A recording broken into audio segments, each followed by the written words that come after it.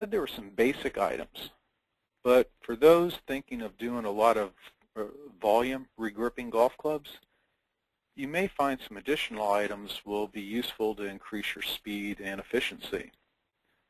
You could invest in an all-in-one grip station that could be mounted to your workbench or on a floor mount stand to save valuable workspace. These have the vise built in, a solvent tray, a grip tape dispenser, grip rip, storage space, and racks. And these will set you back between $400 and $600. Another handy item for the volume shop is a tape dispenser. The one we sell runs about 120 bucks. It's a time saver to pull strips of tape off without messing with with peeling off the liner. And then there's a grip shooter with solvent, and it can be used to inject into a grip to help remove and reuse instead of cutting the grip off with a knife. Then you have the accessories, including the needle saver hose to prevent the bending of the needles and having them break off. And of course, you'll need extra needles for your grip shooter. I won't have time today to tell you about that, but we do have instructions on how to use a grip shooter on our website.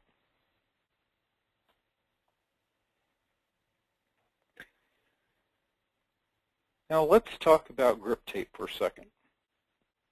Two-way solvent-based grip tape is available in either 3/4 or 2-inch wide rolls, while water reactivated tape is available in only 2-inch wide rolls.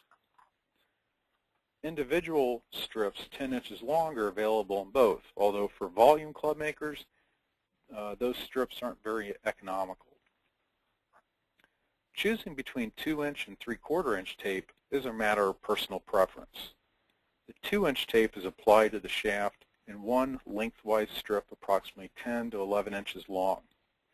A typical roll is 36 inches long, which means that a club maker can expect to grip approximately 125 clubs in a single roll.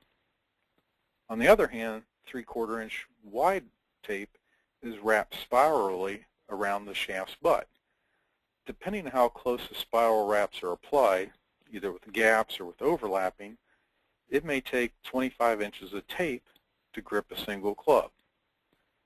3/4 inch wide tape is available also in 36-yard rolls, meaning that a single roll will allow the club maker to do probably a minimum of 50 clubs per roll.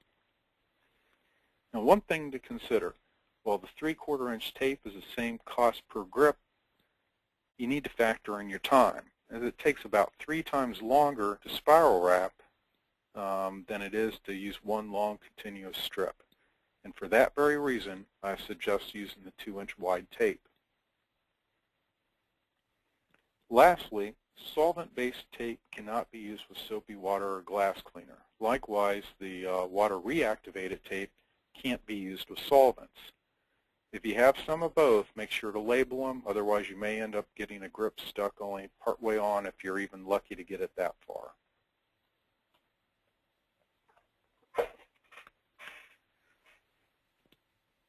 Now to begin gripping, the first thing that you want to do is organize all your grips and your gripping supplies to make sure you have everything that you need. Also important is the area which you'll be doing the gripping is kept clean, because you want to avoid any dirt and grime getting into a perfectly brand new grip. Next, you want to secure the shaft and the vital shaft clamp in your vise. Remember to use a proper amount of force. Don't over clamp. This next step is very important because it'll help align the grip, at least initially. You want to position the club with the head as perpendicular to the target, or I should say the wall, as possible. Another way to look at it is you want to have the toe of the club pointing toward the ceiling. We'll explain this later on.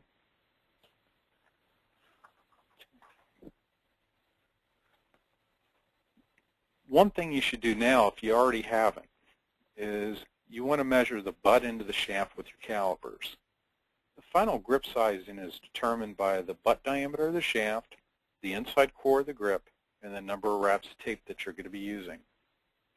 Now there's tables that will tell you how to create specific sizes, and this takes some time, so we devoted an entire separate webinar to discuss that.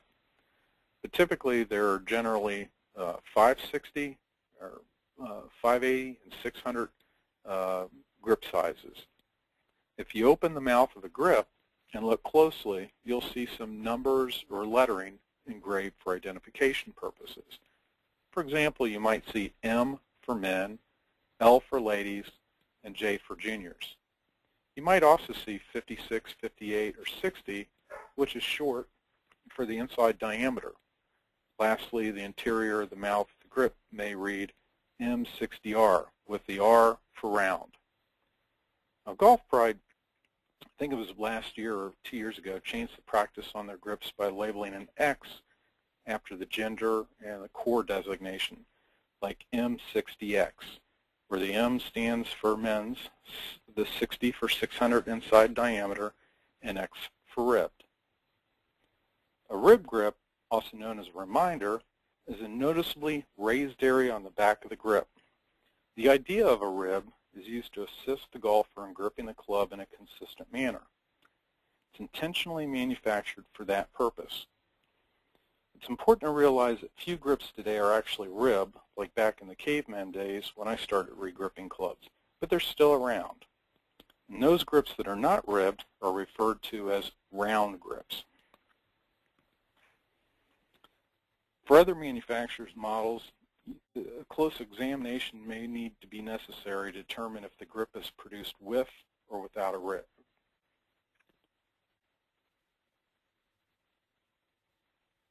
And there is a way to tell if you don't know. All you have to do is look through the tiny vent hole at the end of the butt end of the grip while holding it up to a light.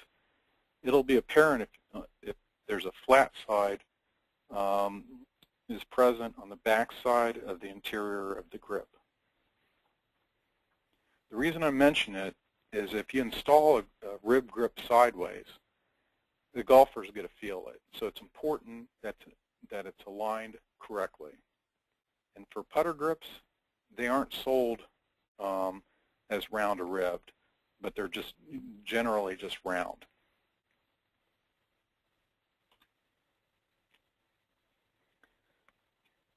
I'm going to show you the method of using or gripping using 2-inch wide tape. You can tear off or cut off a piece of two-way tape 10 inches long. Only on one side of the tape will the adhesive will you be able to touch the adhesive. Now you want to apply the adhesive side lengthwise on the shaft, and you want to allow a ½ inch of the tape to extend beyond the butt end of the shaft. Next, you're going to remove the paper or the plastic backing on the top side of the tape, or what we would call the liner.